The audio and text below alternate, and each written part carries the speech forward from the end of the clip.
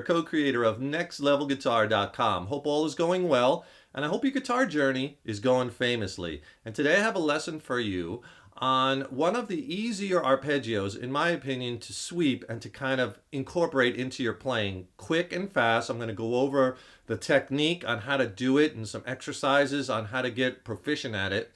And more importantly, I'm going to teach you how to make it musical, how to add it and phrase it into some licks, and how to incorporate it into scales, chords, and the chords that you're playing over, right? Because it's the technique itself, isn't necessarily melodic or musical, right? That's the whole trick. How can we take that and make it musical? Because playing, full arpeggios or full triads up and down the neck, back and forth, on its own isn't the most musical. And good arpeggio playing kind of mixes those arpeggios in with your scales, in with your licks, right? And that's what gives it melody. And this is going to open the floodgates to all kinds of new ideas. And hey, before we get going, if you got a second, please subscribe to the channel. Subscribing to the channel, that really helps us keep the content coming, right? Put a comment in the YouTube comment box below. Let us know the kind of lessons you'd like to see, what you'd like to learn. Let us know how you like this lesson, and if you have any feedback for us. And also, if you like the lesson, click the thumbs up, give it a like. Again, that really helps us, and we so appreciate it. And for this lesson, we're playing over a jam track. We're using that for application. And in a minute, I'll tell you how you can get this jam track for free, and 5 more. I'll send them to you for free. But basically, it's just a 2-chord change. And it's just basically an E minor chord to a B minor chord. That's it. And slow 2-chord changes are great because there's tons of room to weave a solo through it. The chords are just so critical. That's what really is going to give you the full roadmap to what you can use solo and improvisational wise. So be sure always know the chords that you're playing over. If you don't know what an arpeggio is, all it is the notes of a chord played separately. And that's very important because you want to sound the notes out individually. You don't want to bleed the notes into one another because that's going to make it sound more like a chord. And we want it to sound more like single notes. But arpeggios are great because you can outline the chord changes, and you heard me doing that in the intro to this jam. So I want to get you going with an easy arpeggio where you could work on the sweep technique. And in my opinion, the easiest way to do that is to keep the string numbers limited. So let's just start with a little 3-string arpeggio or a 3-string triad so you could work up the technique, right? A lot of people teach arpeggios. When they're teaching them, they'll start you off with like a 5-string arpeggio. And that's just a little bit much at first because you'll have to worry about, cutting down all the string noise and getting the notes to ring out on 5 strings. So I think 3 strings to start with is good. And then as you get better, you can move it up to 4 and 5 strings. So let's just take an E minor triad, E minor arpeggio. A minor triad or minor arpeggio consists of the 3 notes, the root of the 1, the flat 3rd, and the 5th in the key of E minor, right? So let's do it here.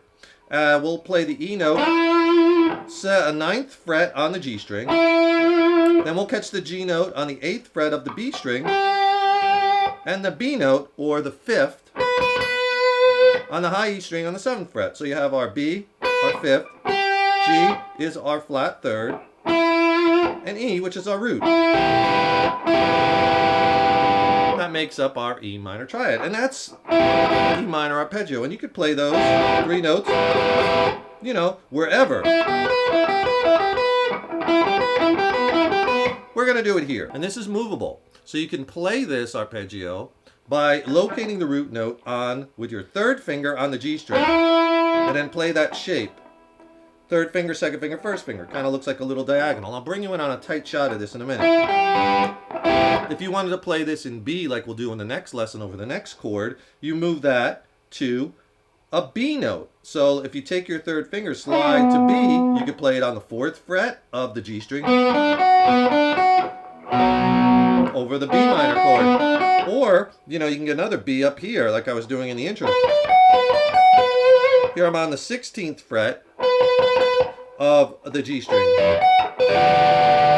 And there's our B minor triad, B minor arpeggio.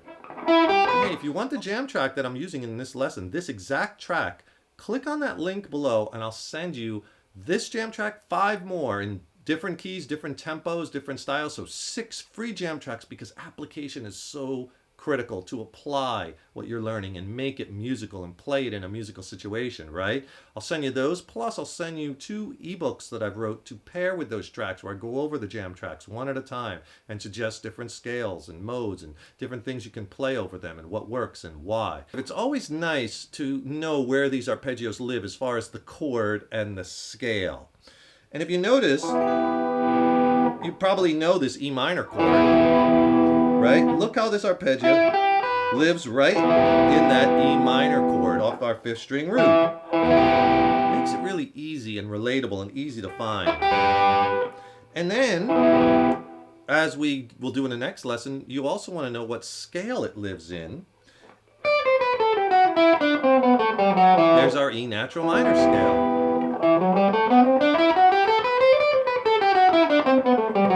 And that's critical for connecting it to licks and stuff. And we'll do a little of that here, but we're going to do a lot of that in the next lesson.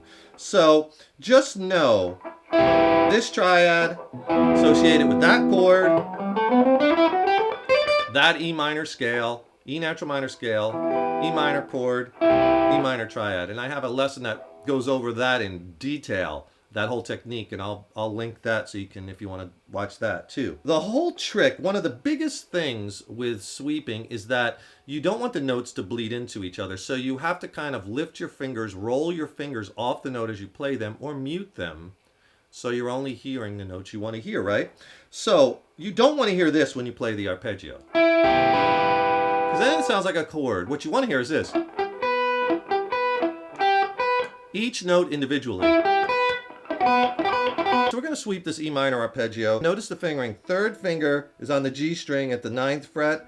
2nd finger is going to catch the G note, 8th fret on the B string. 1st finger is going to catch the E string, high E string at the 7th fret on the B note. And I want you to watch both my pick hand and my fret hand because this technique is going to incorporate both, okay? So the first thing you'll want to do is this.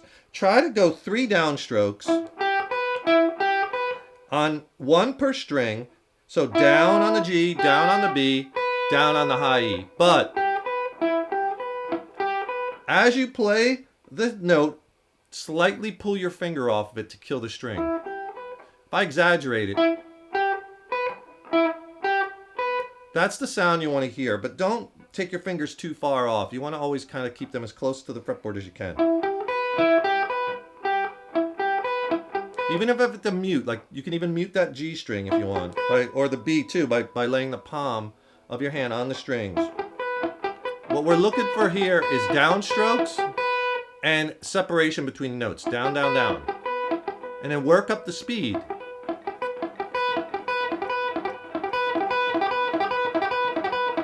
Right? That's how you want to start. Now, once you get comfortable at like 3 picks, you're going to turn that into 1 pick, and you're just going to let the pick kind of fall right down in one motion, right? I'm not pick, pick, pick, pick each string. It's just down, 1 downstroke. So the next step would be down, starting at the G, but do you see how I'm just doing 1 motion of the down? Not 3 separate, but 1. That's critical. Now it might it's going to take a while to get it to sound good, but just keep at it. And eventually you'll work up the speed, right? You're only worrying about 3 strings here. The top 3. All right, now once you get that, then we're going to start with an upstroke. Because we want to start to make this a little bit more melodic sounding and start for you to see where the licks come in. Because you got to attach this. You got to get out of that arpeggio and into something musical, right?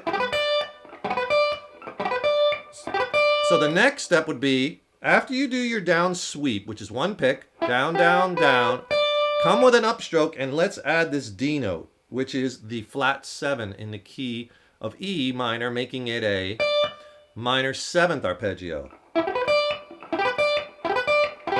That's the sound you want. Notice the sound is very crisp for each note, not bleeding into each other. Down,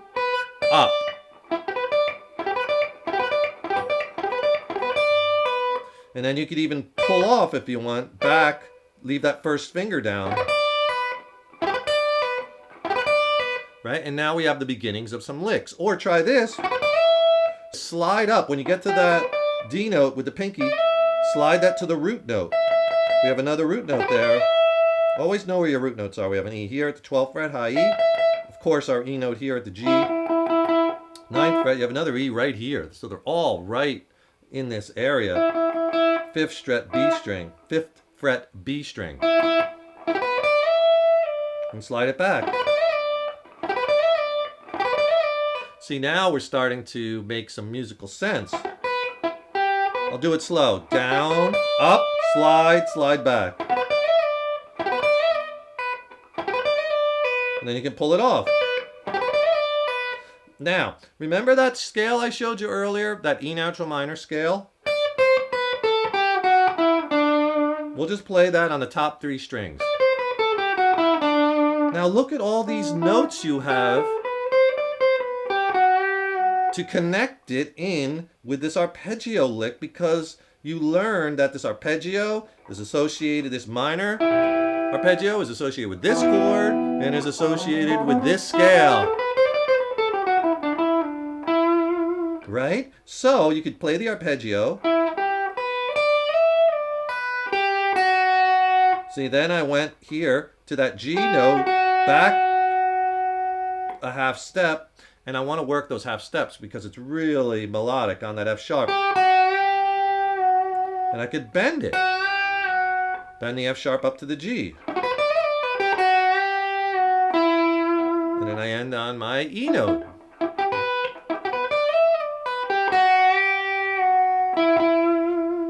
Right? But it all starts with this. And once you start messing with this, you know, all the lick ideas will start to come to you. You know, using hammer-ons, pull-offs, slides, all within this arpeggio, within this chord, and within this scale. So as I showed you, practice getting that sweep down, that motion down, using all those downstrokes and then the upstroke. It really is nice to practice on just 3 strings at first, and you could watch some of my other videos where I start playing some other arpeggios and you could start moving around. And I got a lot of questions on gear, so I like to go over the gear I'm using in each lesson. In this lesson, I'm using this killer guitar made by Universum. This is the Mariana Private Reserve model. It's an absolutely stunning guitar. Universum makes some amazing guitars. I'll show you some pictures.